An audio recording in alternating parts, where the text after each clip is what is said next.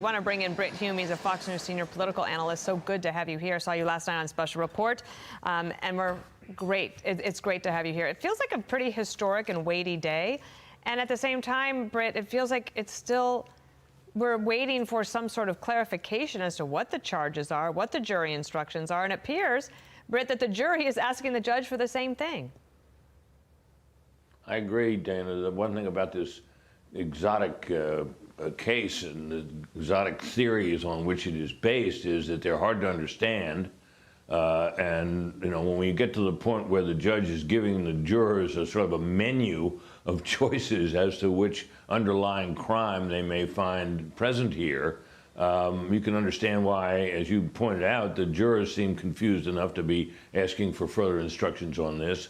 And, you know, if that's true, these jurors, one can only imagine how difficult it is for people out across the country wondering why the former president of the United States is being prosecuted in a case that they can barely, if at all, understand. Yeah.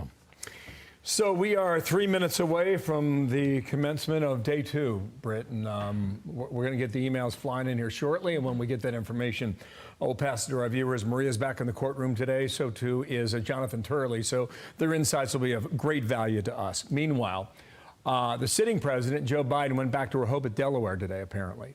And this was after being in Philadelphia yesterday, and this one comment's getting a lot of play.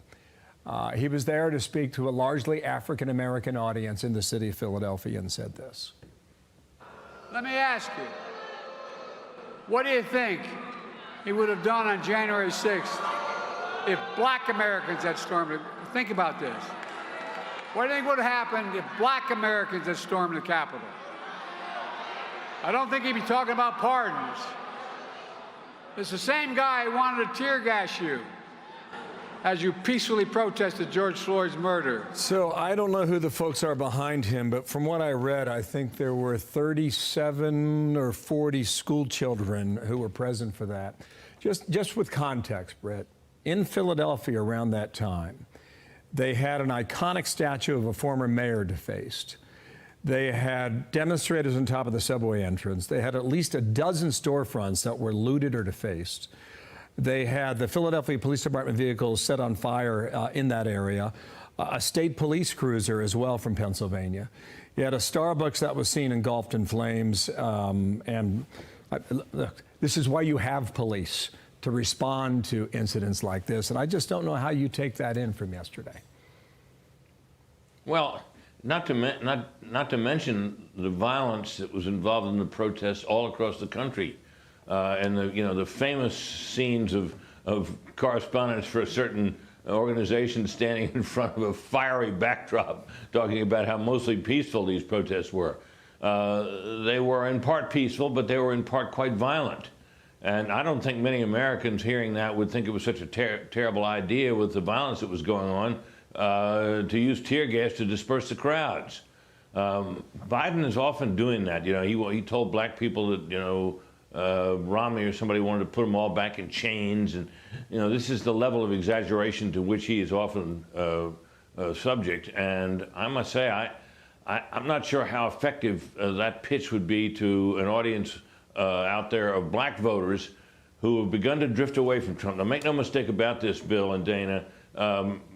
Trump isn't going to win the black vote. But if he wins enough of it to deny Biden the overwhelming majority he needs in the black community to win the election, it will real seriously dent Biden's chances. So, you know, Biden has work to do in the black community. I'm not sure that what he was saying yesterday, that sort of thing, is going to help him do it very much.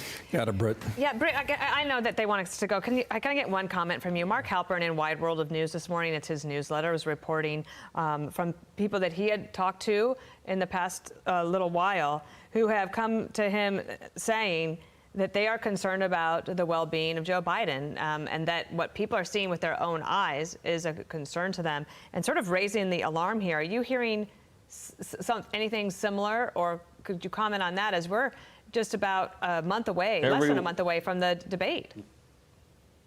Everywhere I go, I talk to people, and I don't hear anybody saying that Joe Biden is fit to be president again.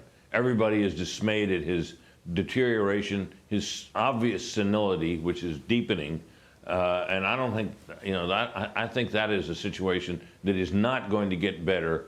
And the issue of his age and condition is, I think, irreversible. Mm-hmm. That reporting was interesting this morning, indeed. Thank you, Britt Hume. Great to have you. I'm Steve Ducey. I'm Brian Kilmeade. And I'm Ainsley Earhart. And click here to subscribe to the Fox News YouTube page to catch our hottest interviews and most compelling analysis.